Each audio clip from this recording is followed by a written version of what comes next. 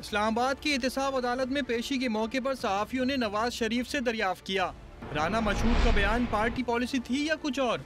नवाज शरीफ का जवाब था, मेरा जहन किसी और कैफियत में है, आप मुझसे सियासी सवाल पूछ रहे हैं, इस बारे में आप बेहतर जानते हैं। साबिक वजीर आजम ने दिल की बात कहने के लिए असदुल्ला खान की मशहूर गजल के शेर का सहारा भी लिया। गालिब हमें न छेड़ के फिर जोशे अश्क से, बैठे हैं हम तहैये तूफान किए हुए। साथ ही वजाहत भी की वो राना मशहूद की नहीं अपनी बात कर रहे हैं। इस सिलसिले में लीगी रहनुमा राना सनाउल्लाह ने राना मशहूद के बयान को हकीकत से दूर ख्याल खाम करार दिया।